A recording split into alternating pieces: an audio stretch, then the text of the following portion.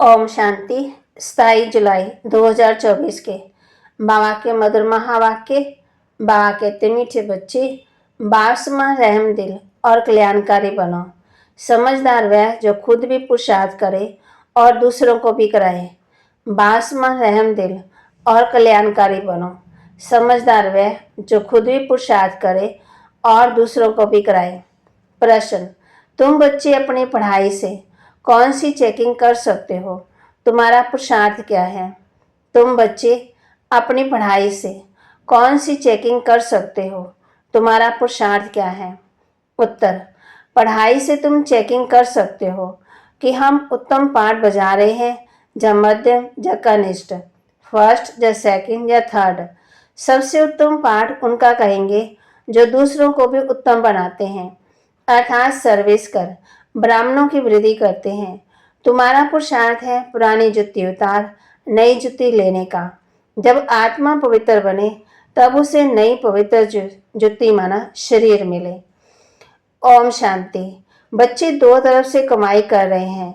एक तरफ है याद की यात्रा से कमाई और दूसरी तरफ है 84 के चक्कर के ज्ञान का सिमरन करने से कमाई। इसको कहा जाता है डबल आमदनी और अज्ञान काल में होती है अलग काल क्षणभंगर सिंगल आमदनी। ये तुम्हारी याद की यात्रा की आमदनी बहुत बड़ी है। आयु भी बड़ी हो जाती है, पवित्र भी बनते हो, सभी दुखों से छूट भी जाते हैं। बहुत बड़ी आमदनी है। सतयुग में आयु भी बड़ी हो जाती, दुख का नाम नहीं, क्योंकि वहाँ रावण राज्य नहीं। अज्ञान काल में पढ़ाई का अलग काल का सुख रहता है और दूसरा पढ़ाई का सुख शास्त्र पढ़ने को मिलता है।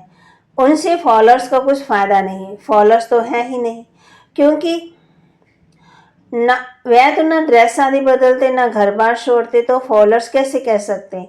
वहाँ तो शांति पवित्रता सब है। यहाँ अपवित्रता के कारण घर घर में कितनी अशांति होती है। तुमको मत मिलती है ईश्वर की। अभी तुम अपने बाप को याद करो, अपने को ईश्वरी गवर्नमेंट समझो, परंतु तुम हो गुप्त। दिल में कितनी खुशी होनी चाहिए। अभी हम हैं श्रीमत पर, उनकी शक्ति से सतो प्रधान बन रहे हैं। यहाँ तो कोई राज्य भाग्य लेना नहीं है। हमारा राज्य भाग्य होता है नई दुनिया में। अभी उसका मालूम पड़ा है। इन लक्ष्मी नारायण की 84 जन्मों की कहानी तुम बता सकते हो। बल कोई भी मनुष्य मात्र है, कैसा भी कोई पढ़ाने वाला हो, परंतु एक भी ऐसे कह नहीं सकेंगे कि आओ तो हम इन्हों के 84 जन्मों की कहानी बताएं। तुम्हारी बुद्धि में अब स्मृति रहती है, विचार सागर मंथन भी करते हो। अब तुम हो ज्ञान सूर्यवंशी, फिर सत्य को कहा जाएगा शिव विष्णुवंशी। ज्ञान सूर्य प्रगटा, अज्ञान अंधेर विनाश। जब हमें ज्ञान मिल जाता, हमारे अंदर का अज्ञान खत्म हो जाता। इस समय तुम्हें ज्ञान मिल रहा है। ज्ञान से सदगति होती है। आधा कल्प ज्ञान चलता है, फिर आधा कल अज्ञान हो जाता है। ये भी ड्रामा की नोंद है। तुम अभी समझदार बने हो। जितना जितना तुम समझदार बनते हो, औरों को भी आसमान बनाने का पुरुषार्थ करते हो। तुम्हारा बाप रहम दिल कल्याणकारी है, तो बच्चों को भी बनना है। बच्चे कल्याणकारी ना बने तो उनको क्या कहेंगे? गाती है ना, हिम्मते बच्चे मर्दे बाप। ये भी जरूर चाहिए, नहीं तो वर्षा कैसे पाएंगे? सर्विस अनुसार तो वर्षा पाते हो। ईश्वरी मिशन होना, जैसे क्रिश्चियन मिशन इस्लामी मिशन होती है। वे अपने धर्म को बढ़ाते हैं, तुम अपने ब्राह्मण धर्म और दैवी धर्म को बढ़ाते हो। ड्रामा अनुसार तुम बच्चे जरूर मददगार बनेंगे। कल पहले जो पाठ बजाया था वह जरूर बजाएंगे।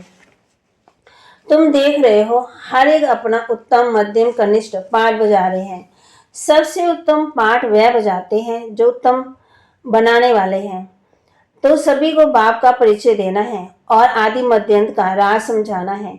ऋषि मुनि आदि भी नेति नेति कहते गए और फिर कह देते हैं सर्वव्यापी है और कुछ नहीं जानते। ड्रामानुसार आत्मा की बुद्धि भी तमो प्रधान बन जाती है। शरीर की बुद्धि नहीं कहेंगे, आत्मा में ही मन बुद्धि है। ये अच्छी रीति समझकर और फिर बच्चों को चिंतन करना है, फिर समझाना होता है। वो लोग शास्त्र आदि सुनाने के लिए कितने दुकान निकाल बैठे हैं, तुम्हारी भी दुकान है, बड़े बड़े शहरों में बड़े दुकान चाहिए। बच्चे जो तीखे होते हैं उनके पास खजाना बहुत रहता है, इतना खजाना नहीं है तो कोई को भी दे नहीं सकते। धारणा नंबरवार होती है। बच्चों को अच्छी रीति धारणा करनी है जो किसी को भी समझा सके। बात कोई बड़ी नहीं है, सेकंड की बात है। बाप से वर्षा लेना है। तुम आत्मा बाप को पहचान गए हो तो बेहद के मालिक हो गए। मालिक भी नंबरवार होते, राजा भी मालिक तो प्रजा भी कहेगी हम भी मालिक हैं। यहाँ भी सब कहते हैं भारत हमारा है। तुम भी कहते हो श्रीमत पर हम अपना स्वर्ग स्थापन कर रहे हैं। फिर स्वर्ग में भी राजधानी अनेक प्रकार के दर्जे हैं। पुरुषार्थ करना चाहिए ऊंच पदवी पाने का, बाप कहते हैं। जितना अभी पुरुषार्थ कर पदवी पाएंगे वही कल कल्पांतर के लिए होगा। इम्तिहान में कोई कम मार्क्स होती, फिर हार्ड फेल भी हो जाते। ये तो है ही बेहद की बात है। बाबा का ये पूरा पुरुषार्थ नहीं किया तो फिर दिलकश भी होंगे, सजा भी खानी पड़ेगी। उस समय कर ही क्या सकेंगे, कुछ भी नहीं। आत्मा क्या करेगी? वो लोग तो जीव घात करते, डूब मरते। इसमें घात आदि की बात ही नहीं है। आत्मा तो घात होता ही नहीं है, वह तो अविनाशी है। बाकी शरीर का घात होता है जिससे तुम पाठ बजाते हो। अभी तुम पुरुषार्थ करते हो, ये पुरानी जुत्ती उतार नई दैवी जुत्ती ले लेंगे। ये कौन कहते हैं? आत्मा। जैसे बच्चे कहते हैं हमको नया कपड़ा दो, हम आत्मा को भी नया कपड़ा चाहिए। बाप कहते तुम्हारी आत्मा नई बने तो शरीर भी नया चाहिए, तब शोभा है।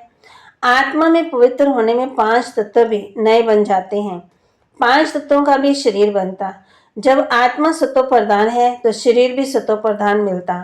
आत्मा तमो प्रधान है तो शरीर भी तमो प्रधान। अब सारी दुनिया के पुतले तमो प्रधान हैं। दिन प्रतिदिन दुनिया पुरानी होती जाती, गिरती जाती। नए से पुरानी हर चीज होती है। पुरानी हो तो फिर डिस्ट्रॉय होती। ये तो सारी सृष्टि का ख्याल है। नई दुनिया को सतयुग, पुरानी को कलयुग कहा जाता है। बाकी इस संगम युग का किसी को पता ही नहीं है। तुम ही जानते हो ये पुरानी दुनिया बदलनी है। अब बेहद का बाप, जो बाप टीचर गुरु है, उनका फरमान है कि पावन बनो। ये विकार महाशत्रु हैं, उन पर जीत पहन जगत जीत बनो। जगत जीत अर्थात विष्णुवंशी बनो। बात एक ही है। इन अक्षरों का अर्थ तुम जानते हो, बच्चे जानते हैं। हमको पढ़ाने वाला है बाप। पहले तो ये पक्का निश्चय चाहिए, बच्चा बड़ा होता तो बाप को याद करना पड़े, फिर टीचर, फिर गुरु। भिन्न भिन्न समय पर तीनों को याद करेंगे। ये तो तुमको तीनों इकट्ठे मिले हैं। टाइम मिले, बाप टीचर गुरु एक ही है। तो बाबा कहते टाइम पर मिले कौन? बाप टीचर और सतगुरु। वो लोग तो वानप्रस्थ का अर्थ नहीं समझते। वानप्रस्थ में जाना है इसलिए समझते हैं गुरु करना चाहिए। 60 वर्ष के बाद गुरु करते हैं। ये कायदा भी अभी निकलता है। बाप कहते हैं इनके बहुत जन्मों के अंत में वानप्रस्थ अवस्था में मैं इनका सदगुरु बनता हूँ। बाबा भी कहते हैं 60 वर्ष के बाद सदगुरु किया, जबकि निर्वाण धाम जाने का समय है। बाप आते हैं सबको निर्वाण धाम में ले जाने, मुक्ति धाम जाकर फिर पाठ बजाने के लिए आना है। वानप्रस्थ अवस्था तो बहुतों की होती है, फिर गुरु करते हैं। अज्ञान काल में भी कितना कुछ करते हैं। आजकल तो छोटा बच्चा हुआ उनको भी गुरु करा देते हैं, फिर गुरु को दक्षिणा मिल जाएगी। क्रिश्चियन लोग क्रिश्चाइज करते कराने गोद में जाकर देते हैं, परंतु वह कोई निर्वाण धाम में जाते नहीं है। ये सब राज बाप समझाते हैं। ईश्वर का अंत तो ईश्वर ही बताएंगे, शुरू से लेकर बतलाते आए हैं। अपना अंत भी देते हैं और सृष्टि का ज्ञान भी देते हैं। ईश्वर खुद आकर आदि सनातन देवी देवता अर्थात स्वर्ग की स्थापना करते हैं। इनका नाम भारती चला आता है। गीता में शिव श्री कृष्ण का नाम डाल कितना रोला कर दिया है। ये भी ड्रामा है, हार और जीत का खेल है। इसमें हार जीत कैसे होती है ये बाप बिगड़ तो कोई बता ना सके। ये लक्ष्मी नारायण भी नहीं जानते कि हमको फिर हार खानी है। ये तो सिर्फ तुम ब्राह्मण ही जानते हो, शूद्र भी नहीं जानते। बाप ही आकर के तुमको ब्राह्मण से देवता बनाते। हमसों का अर्थ बिल्कुल अलग है। ओम का अर्थ लग गया। मनुष्य तो बिगड़ अर्थ जो आया वह कह देती हैं। अभी तुम जानते हो कि कैसे नीचे गिरते फिर चढ़ते। ये ज्ञान ये ज्ञान अभी तुम बच्चों को मिलता है। ड्रामा सार फिर क्लब के बाद बाप ही आकर के बताएंगे। जो भी धर्म स्थापक है वे आकर फिर अपना धर्म अपने समय पर स्थापन करेंगे। नंबरवार पुरुषार्थानुसार नहीं कहेंगे। नंबरवार समय अनुसार आकर के अपना अपना धर्म स्थापन करते हैं। ये एक बाप ये समझाते हैं मैं कैसे ब्राह्मण फिर सूर्यवंशी चंद्रवंशी राधन्य स्थापन करता हूँ। अभी तुम हो ज्ञान सूर्यवंशी जो फिर विष्णुवंशी बनते। अक्षर बड़ी खबरदारी से लिखने होते हैं जो कोई भूल ना निकले। तुम जानते हो ये ज्ञान का एक एक महावाक्य रत्न हीरे है। बच्चों में समझाने की बड़ी रिफाइनेस चाहिए। कोई अक्षर भूल से निकल जाए तो फट से राइट कर समझाना चाहिए। सबसे कड़ी भूल है बाप को भूलना। बाप फरमान करते हैं माँ में कम याद करो। ये भूलना नहीं चाहिए। बाप कहते हैं तुम बहुत पुराने आशिक हो। तुम सब आशिकों का एक माशिक है। वह तो एक दो की शक्ल पर आशिक माशिक होते हैं। यहाँ तो माशिक है ही एक। वह एक कितने आशिकों को याद करेंगे। अनेकों को एक को याद करना तो सहज है ना। एक कैसे अनेकों को याद करेंगे। बाबा को कहते हैं बाबा हम आपको याद करते हैं। आप हमको याद करते हैं। अरे याद तुमको करना है पति से पावन होने के लिए। मैं थोड़ी पतित हूँ जो याद करूं। तुम्हारा काम है याद करना क्योंकि पावन बनना है। जो जितना याद करेंगे और अच्छी रीति सर्विस भी करेंगे उनको धारणा होती है। याद की यात्रा बहुत डिफिकल्ट है। इससे ही युद्ध चलती है। बाकी ऐसे नहीं कि 84 का चक्कर तुम भूल जाएंगे। तो बाबा कहती ये कान सोने का बर्तन चाहिए। जितना तुम याद करेंगे उतनी धारणा अच्छी होगी। इसमें ताकत रहेगी। इसलिए कहते हैं याद का जौहर चाहिए। ज्ञान से कमाई है। याद से सर्व शक्तियाँ मिलती हैं। नंबरवार तलवारों में भी नंबरवार जौहर का फर्क होता है। वह है स्थूल बातें। मूल बात है बाप एक ही कहते हैं अलग को याद करो। दुनिया के विनाश के लिए ये एटम बम जाकर रहेगा और कुछ नहीं। तो एक ही है ना। उसमें ना सेना चाहिए ना कैप्टन चाहिए। आजकल तो ऐसा बनाया है जो वहाँ बैठे बैठे बम छोड़ेंगे। तुम यहाँ बैठे बैठे राज्य लेते हो। वह बैठे बैठे सबका विनाश करा देंगे। तुम्हारा ज्ञान और योग उनका मौत का समान इक्वल हो जाता है। ये भी खेल है। एक्ट्रेस तो सब है ना। भक्ति मार्ग पूरा हुआ। बाप ही आकर के अपना और रचना के आदि मध्यंत का परिचय देते हैं। अब बाप कहते हैं व्यर्थ की बातें तुम नहीं सुनो। इसलिए बाबा कहते हैं ना बुरा देखना है ना बुरा सुनना है। आगे बंदर का बनाते थे चित्र अब मनुष्यों का बनाते हैं क्योंकि सूरत मनुष्य की है परंतु सीरत बंदर जैसी है। अभी तुम किसकी सेना हो। शिव बाबा के। बंदर से तुम अंदर लायक बन न रहे हो। बाप बना रहे हैं ना। कहाँ की बात कहाँ ले गए। बंदर कोई पुल आदि बांध नहीं सकता है क्या।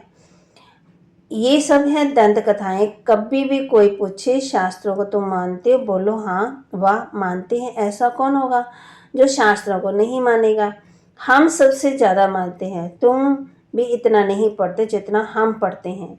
आधा कलम हमने पढ़े। स्वर के शास्त्र भक्ति कोई चीज़ होती नहीं। कितना सहज बाप समझाते हैं फिर भी आसमान बना नहीं सकते। बच्चों आदि के बंधन के कारण कहाँ निकल नहीं सकते। ये भी ड्रामा ही कहेंगे। बाप कहते हैं हफ्ता 15 दिन कोर्स कर फिर आसमान बनाने लग जाना चाहिए।